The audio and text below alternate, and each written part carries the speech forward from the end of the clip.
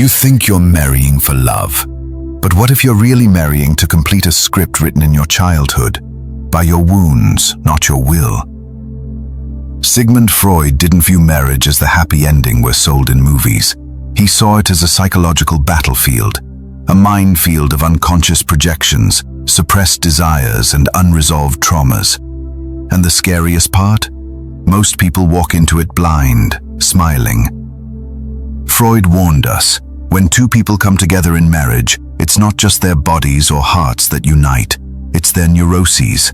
The man doesn't just marry a woman, he marries his image of a mother, shaped by years of childhood dependence, frustration, and fantasy. And the woman? She doesn't just marry a man, she often clings to a father figure her real father never was. This isn't romance, it's repetition. Freud called it the compulsion to repeat, an unconscious need to recreate early emotional experiences in the hope of fixing them this time. But instead of healing, we often just bleed again, deeper. So what starts as intimacy quickly becomes entrapment. You think you're connecting with your partner, but you're really trying to resolve a past you never understood. You argue not over dishes or money, but over unseen ghosts at the dinner table, childhood abandonment, emotional neglect, silent resentment. Marriage then becomes a mirror too honest, too sharp, and for many, too painful to look into. That's the trap Freud warned about, not just the pain of marriage, but the illusion that it will save you. It won't, it exposes you, and unless you've faced your unconscious, it will break you in ways you don't have the language to describe. But here's the twist. The same trap that destroys the unaware can liberate the awakened. So the real question isn't whether marriage is good or bad, it's whether you are ready to face what it will reflect. And if you're not, you'll mistake psychological need for love, trauma bonding for chemistry, and repression for compatibility. Marriage doesn't create problems, it reveals them, and Freud knew those revelations can ruin you or remake you. In the next part, we'll step deeper into the subconscious deals you make in marriage without even knowing. Stay sharp. This is where the real traps begin. Nobody walks into marriage empty-handed. You carry expectations, fears, silent demands, all buried beneath vows and smiles. But here's the part no one tells you: you've already made a deal, long before the wedding day. Freud believed the most dangerous part of marriage isn't infidelity or conflict, it's unconscious agreements.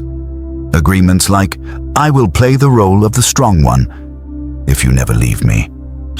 Or, I'll suppress who I really am as long as you keep loving me.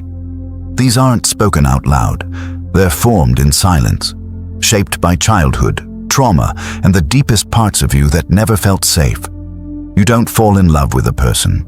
You fall in love with the promise of what that person can heal in you. And when they fail to meet that silent expectation, you don't get disappointed. You get enraged. You feel betrayed by a contract they never even read. This is what Freud feared. Marriage becomes a battlefield of unmet needs disguised as moral failure. You're selfish. You've changed. You don't make me feel special anymore. But what if none of that was about your partner? What if it was about the child in you, still begging for someone to finally show up? These hidden contracts create resentment. You start keeping score. Every gesture becomes transactional. Affection is rationed. Love becomes a power game. And eventually, you forget why you even started. The danger isn't in the fights. It's in the silence that follows, the quiet withdrawal, the emotional shutdown. Two people, living side by side, sharing a bed, but oceans apart psychologically. Freud would say, this isn't marriage, it's mutual projection, each partner using the other as a canvas for their own unconscious pain. And until those hidden contracts are exposed, questioned, and destroyed, you're not in love. You're in a psychological standoff. Pause. The worst part. The deeper your love feels, the more those wounds will surface. Because marriage, at its core, is not about safety. It's about exposure. And if you're not ready to face the raw truth about yourself, you'll keep trying to fix your partner while falling apart inside. Pause. Next, we'll uncover the terrifying power of sexual repression inside marriage, and how Freud believed it poisons everything from desire to identity. We're only getting started. You think marriage is the end of loneliness. But Freud knew it often marks the beginning of a far more dangerous kind of isolation. The kind where you bury your deepest desires, while the person next to you believes they truly know you. At first, passion is everywhere. Touch feels electric. Words are charged. Time stretches like eternity. But slowly, a shift. Conversations turn into logistics. Kisses become routine.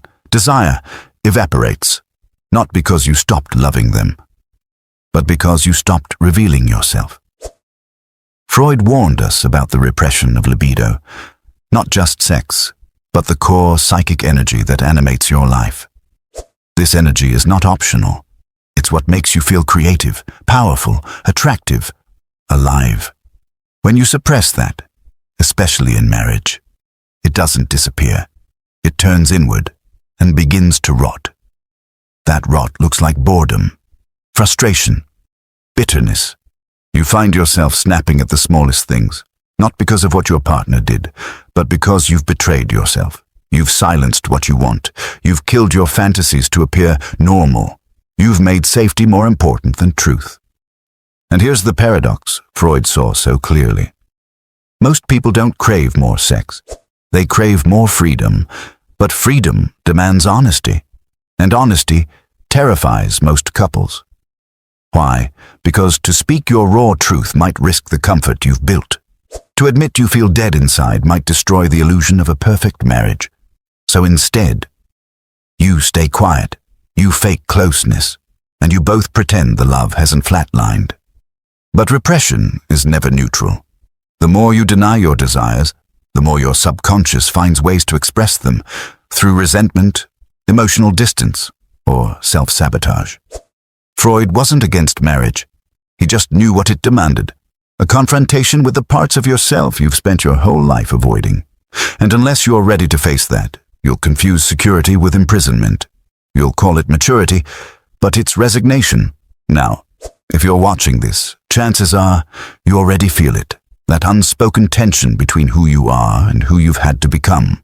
You're not here for surface advice. You're here for truth. So if you haven't already, subscribe now, not just to stay updated, but to stay in this conversation, the one most people are too afraid to have. Because we're going deeper than society allows. Pause. Next, we expose the final trap. How marriage doesn't just trigger old wounds.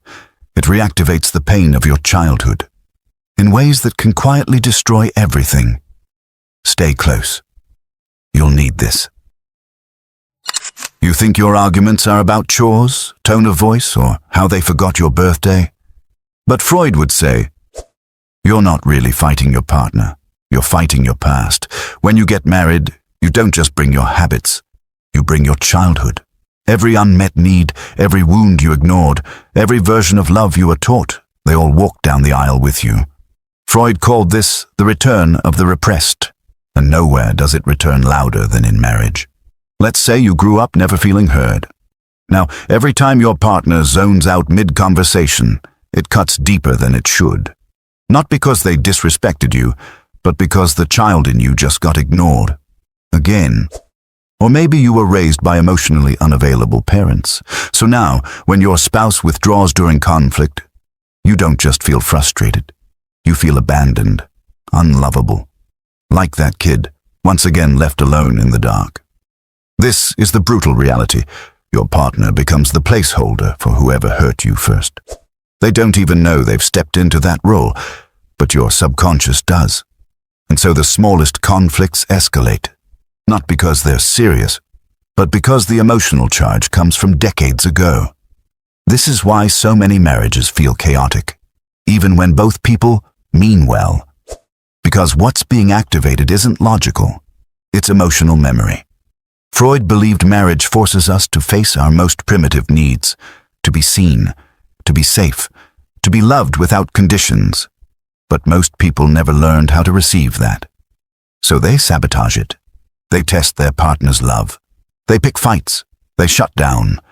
Not out of malice, but out of fear that if they showed who they truly are, they'd be rejected.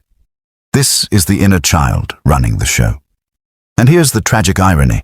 Two wounded people, deeply in love, spending years hurting each other, not out of cruelty, but out of unhealed pain. Marriage then becomes not a home, but a haunted house. Freud's warning wasn't meant to scare people out of love. It was meant to wake them up. Because unless you become conscious of your childhood wounds, you will keep reliving them, with every partner, every argument, every "why does this always happen to me?" Marriage is a magnifier. It won't save you from your past. It will reveal it. Pause. Now, if this has struck something in you, stay with it, because in the final part, we'll confront the uncomfortable truth Freud left us with. That true love only begins after the illusion dies, only when two people stop playing roles and start meeting soul to soul, and that requires everything. You weren't in love with them. Not at first. You were in love with what they represented.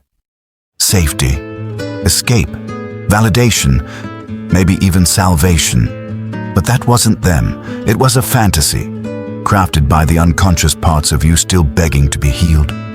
Freud believed all love starts with projection. We don't see the person. We see the role we need them to play. You'll protect me. You'll make me whole. You'll never abandon me like they did. And for a while, it works. They say the right words. They soothe the chaos inside. You feel complete. But then, the illusion begins to crack. They fail you, disappoint you, trigger you, and suddenly, all those unhealed parts rise to the surface, louder than ever.